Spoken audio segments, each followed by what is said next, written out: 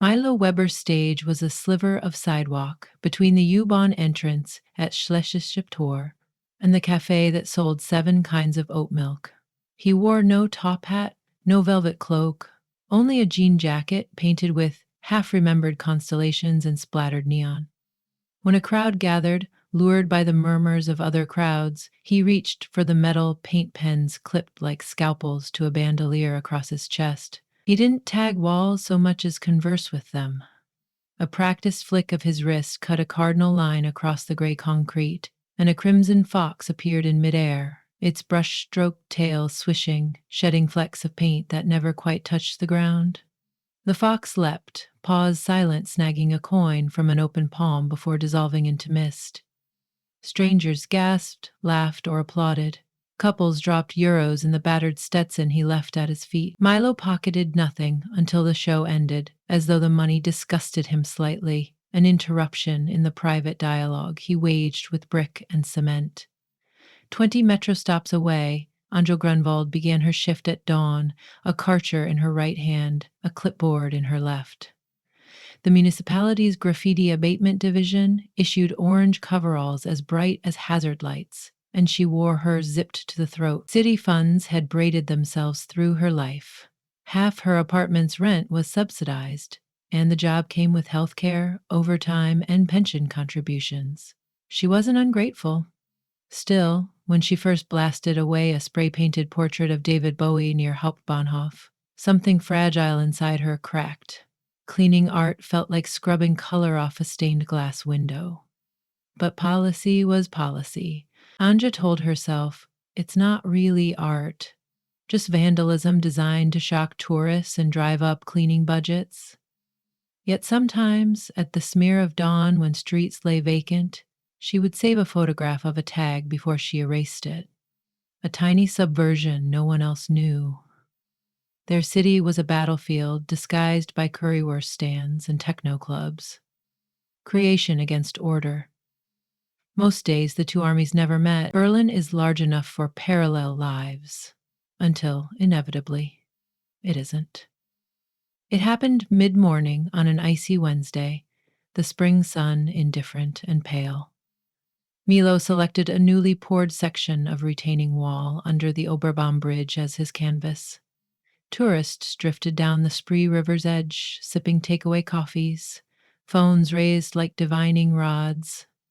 Milo unbuckled a silver paint pen and wrote a single word, Flug, in swooping calligraphy. The G unspooled into a wing, and the wall shivered. Feathers, teal and violet, lifted from the concrete. A bird formed, bigger than a hawk, diminutive compared to a swan. Something mythic, perhaps a Berlinischer phoenix. It beat, air heavy with the smell of wet stone, and rose 30 meters, trailing ribbons of sprayed pigment. The crowd erupted. The illusion flapped once, twice, then perched impossibly on a street lamp, talons curling around rusted iron. It tilted its head, as if learning the city for the first time. Across the street, a municipal van pulled up. The logo, Sautbild Sauberkeit-Was, a blue silhouette of Berlin's bear, broom in paw. Out stepped Anja, scanning the day's removal schedule. Number 12, unauthorized wall art, Oberbaum Bridge, reported by Citizen Hotline. Average removal time, 4:12 minutes. She'd skimmed that line earlier without thinking, and now she saw the unauthorized wall art wasn't just paint, it was breathing. No, appearing to breathe. She clutched the pressure washer. Morning, Milo called, eyes sparkling. You're early. Anja blinked. Early? For the showdown, he bowed theatrically. I'm Milo, maker of ephemeral impossibilities. And you are? She almost answered with her employee number, as she did on reports, then shook herself. Anja. Municipal cleaner. Destroyer of worlds, he said, grinning. The bird cocked its head, echoing his smile. A child on the riverwalk squealed and clapped. Someone's drone buzzed overhead. Anja's heartbeat thudded in her eardrums, louder than the drone rotors. She cleared her throat. Illusions or not, graffiti is illegal. And cleaning it is a kind of sanctioned censorship. Milo replied softly, not confrontational so much as philosophical. Two halves of a Mobius strip. We chase each other forever. I'd just do my job. Then do it. He stepped back, opening his arms as if to receive her blast. A challenge. The bird let out a silent cry. Paint drops fluttered from its wings like confetti, landing on spectators' coats, then evaporating. The onlookers murmured, addicted to wonder. If she erased the wall, would they turn their anger on her? Anja squeezed her washer's trigger. Water hissed. She aimed at the painted word flug. But the pressure washer sputtered. All water ceased. She released the trigger, tried again. Nothing. Milo tisked. Electric pump? I think it's in shock. She knelt, checking the hose for kinks. Everything looked fine. She flicked the switch. Dead. The machine's LCD blinked random static and shut off completely. Her equipment had never failed. She stared at Milo. Did you sabotage this? I prefer less crude techniques. He held up both hands, palms forward, empty but for specks of paint. I only animate what's already there. The bird lifted off the lamp and swooped low, wind troubling Anja's hair. She ducked instinctively, cheeks hot. The crowd whistled. A tourist live-streamed in shaky vertical video. Against policy, she spoke quietly. The city will reassign me if I can't remove tags on schedule. What if they saw the world differently? Milo asked, voice equally low, and because she offered no answer, he added, come back tonight, after your shift. Maybe I can explain, or demonstrate. Bring no gadgets, only your eyes. She hesitated. Across the bridge, the bird dissolved into drifting particles that fell into the river, leaving ripples. A collective sigh rippled through the crowd. The wall was now unblemished, as though nothing had ever been painted. People clapped, some booed, misreading the ending as an abrupt exit. Milo tipped his Stetson to collect change, but his gaze stayed on Anja. She didn't like enigmas, yet she found herself nodding. That evening, off the clock, she met him at Görlitzer Park, once a railway terminus, now a sprawl of grass and leftover memory. Shadows stretched like melted licorice under street lamps. Melo greeted her with paint pens and 2 steaming mugs he'd procured from a nearby Spiety. Glühwein for her, black coffee for himself. Where's your bird? She asked, folding her arms tighter against the night air. Unborn, he said, waiting. He tapped a pen against a long brick wall crusted in overlapping tags. Bubble letters, stencils, wheat-pasted posters. Berlin graffiti breathes. Most can't hear it, but the city's restless history, division, reunification, riot, rave echoes here. I coax those echoes. The paint is a door. The illusion is what steps through. She sipped, letting the spiced wine warm her. Magic tricks, sleight of hand. I watched YouTube tutorials once. There's always a mechanism, sure. He began adding lines to a multicolored abstract. Mechanism matters. But intention is the real engine. He wrote one word, Thailand, to share. Lines elongated, twisting into a serpentine dragon. Yet this creature remained flat, pinned to the wall like a living mural. Not all images fly, he said apologetically. Some prefer to stay stories. Anja's skepticism wavered. If your illusions vanish, why does the city bother removing them? Politics. To accept temporary magic, the authorities would have to acknowledge the city's voice, non-bureaucratic and loud. Bureaucracies despise unpredictability. She thought of her supervisor's daily memos about budget forecasts and incident quotas. Maybe unpredictability scares everyone. Milo stepped back. The dragon yawned, spraying a gust of warm, cinnamon-smelling air. Anja's curls lifted and resettled. She stifled a gasp. He smirked gently, as if to say, see, she caught herself. What's the difference between your illusions and, say, vandalism that glorifies hate? Choice, he said. I draw possibilities, not walls. The other kind draw cages. You destroy cages too, don't you? Anja remembered blasting away swastikas from a skate ramp by Oskroy. She nodded. Yes, then perhaps we're on the same side. She opened her mouth to object, found no objection, closed it. Around them, nighttime Berlin hummed. Distant bass from a club, tram bells, the mutter of late commuters.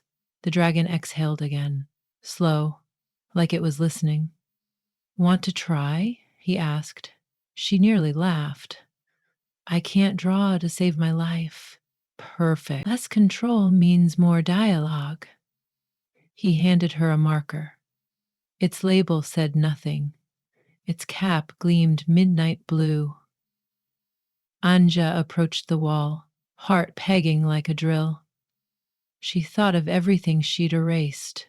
Flowers, cosmic whales, snarling skulls, protest slogans. She saw them overlap in a kaleidoscope behind her eyes. She placed the pen tip against brick. Slow stroke. She wrote Ruhe, quiet, and underlined it twice. Ink shimmered. She stepped back. Nothing happened. Disappointed, Milo asked. Relieved, actually. No city policy broken. Wait. Subtle.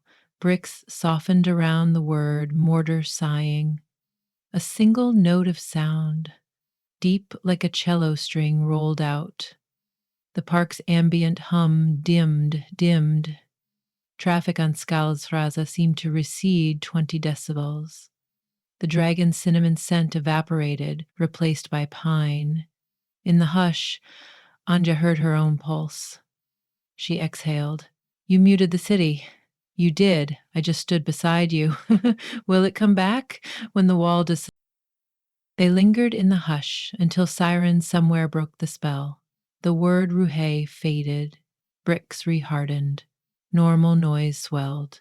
She felt raw, like the skin under a peeled bandage, but not unpleasantly.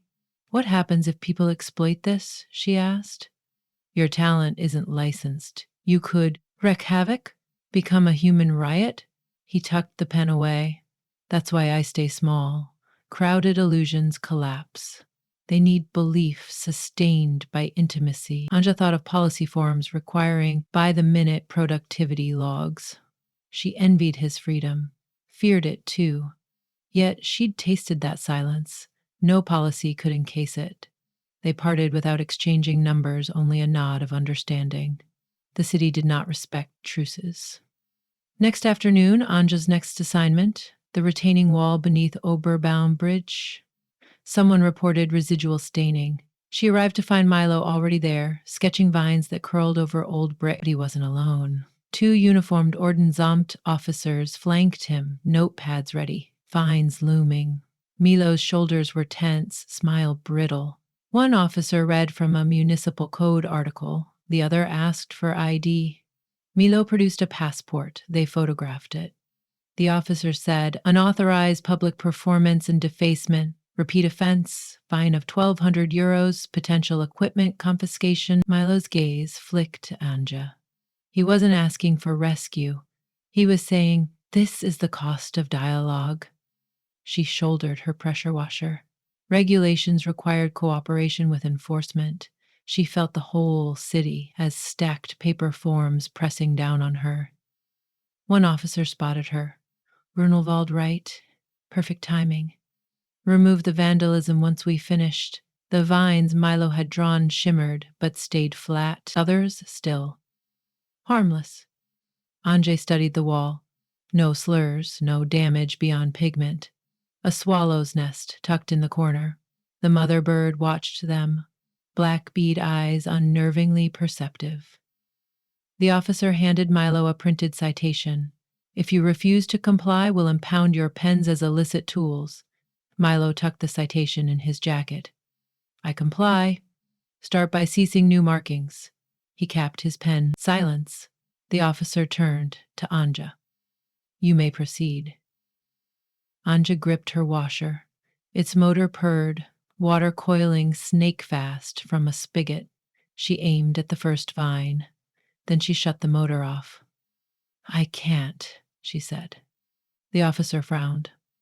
Excuse me? These are illusions, she said. Not graffiti. Look.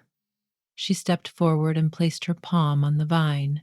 Her hand passed through, brick rough beneath. No residue. You're citing an idea, not property damage. The officer's brow furrowed. He rubbed the wall. Nothing stained his fingertips. He was scene painting, painting air. Hanja corrected gently. Milo's eyes widened. A risk floated there. The officer turned to Milo. Show us the paint pen. Milo handed it over. The officer uncapped it, expecting wet ink. The nib was dry, pale as chalk. He sniffed. No odor. Inkless? He tried writing on the citation. Nothing appeared. The officer scowled. A gag pen? Milo shrugged. Depends on your sense of humor. The officers conferred, annoyed. Spectators collected. Finally, they returned the pen and muttered, Consider this a warning. Next prank will cost you. They left. Milo exhaled, shoulders dropping. You risked your job. They risked embarrassing themselves. There's no ordinance against pretending. He grinned. Partners in harmless crime. He offered his fist. She bumped it. A small spark, but guilt gnawed. She had manipulated truth. The wall had indeed been painted earlier. She'd seen illusions vanish. Residue might still linger. Yet the officers tested nothing beyond sight. The city, like any bureaucracy, could be fooled by symbolic compliance. Milo read her unease. I don't desire rebellion for its own sake, he said, only to keep wonder alive. Wonder doesn't pay fines, she replied. I'm short on euros but rich in ruses. She laughed despite herself. The next weeks unspooled like film. Milo continued small shows, choosing locations off the official cleaning roster. Anja, on clock, removed vulgar tags and corporate adverts disguised as street art. Off clock, she ghosted through nights, watching Milo pull rabbits of radiance from letters and lines. A paper ship sailing puddles near Alexanderplatz, a wolf of incandescent circuitry prowling rooftops by Potsdamer Platz. A jazz trumpeter, stenciled in monochrome, whose mute horn released audible notes when passersby tossed coins into Milo's hat.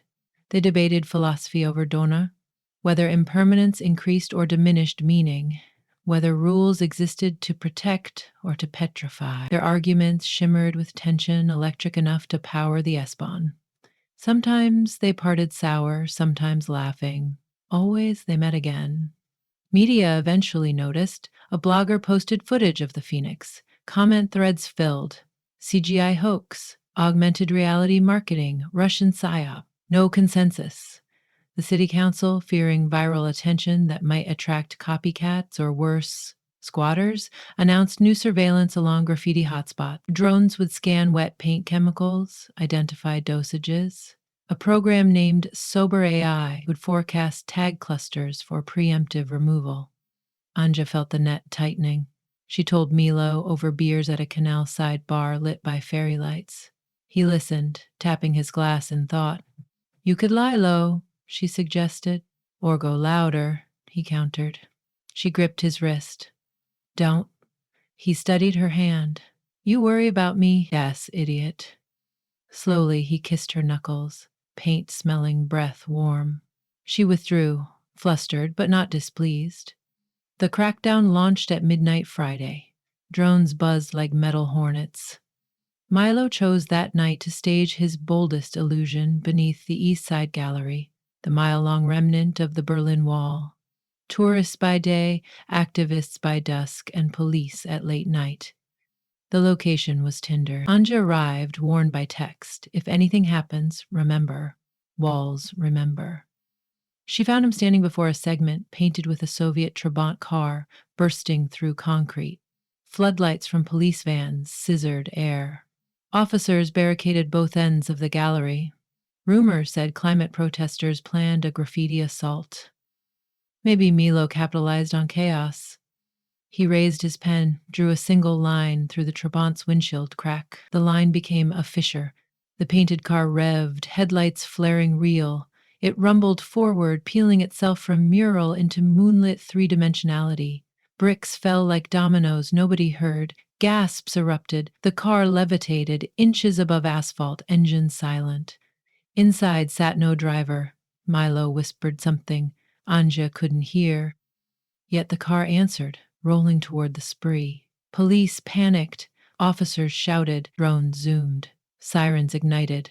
Anja's pulse spiked. She spotted infrared cameras locking onto Milo's infrared signature. She sprinted, grabbed his elbow.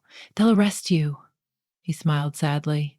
Maybe illusions need witness from inside the machine. Maybe order must swallow chaos to digest it. "What does that mean?" The car halted, door ajar. Empty seat beckoned. He squeezed her hand. "Ride. Are you insane?" "Possibly." She hesitated one beat too long. Officers lunged. Milo pushed her aside, stepped into the floating Trabant. Door slammed. The car surged, soaring overhead like a fossilized memory turned spaceship. Drones chased, colliding mid-air. Flashes lit the night, a thunder of busted rotors. The car arced east, silhouette against television tower lights, then burst into a billion paint flecks, scattered by wind. Milo was gone. Officers cuffed nothing, they found no suspect. Only paint dust, swirling. Anja knelt, palms on cold pavement, lost. Investigation followed. She was suspended with pay pending questioning. They examined her equipment logs, searched her apartment, confiscated the flash drive of graffiti photos. Sauber AI flagged her behavior anomalies, reduced cleaning compliance, proximity to unsanctioned events. A tribunal of gray suits asked, "Did you assist the perpetrator in escape?" She answered truthfully, "He escaped into art." They scowled. After 3 hearings, lack of concrete evidence forced reinstatement, yet trust was fractured. She returned to work, under stricter supervision, assigned to the same East Side Gallery segment Milo had last touched. Daybreak spilled rose gold across the mural, now dented from illusions and drone crashes. She inspected for residue. None. Only a faint shimmer where the Trabant once cracked through. She lifted her washer, paused. Something glimmered tucked behind loose brick. Paper. She pried it out. A letter, folded like an origami fox. Anja walls remember, but so do hearts. I've gone where order can't track, where creation refreshes like rain. Perhaps I am the rain. Perhaps I'm in each paint mote still swirling. If you wish conversation, write a word any wall will deliver. Until then, keep what deserves keeping. Erase cages, M. Tears blurred mortar lines. She tucked the letter inside her coveralls. She considered the pressure washer. Regulations demanded she restore surfaces, but the surface already gleamed blank. She turned the washer on and aimed, not at the mural, but at her own reflection in a puddle, scattering it, softening it. Then she uncapped a pen she had hidden in her sleeve. Midnight blue. She wrote small on a corner brick. Bleep, stay. Ink shimmered. A breeze carried the scent of pine. Traffic hush softened. Beneath the rush of morning, a heartbeat of wonder pulsed, unnoticed by commuters. She smiled, zipped her coveralls, and moved to the next site, leaving the word to guard the wall, neither graffiti nor erasure, but a pact between creation and order, sparking forever.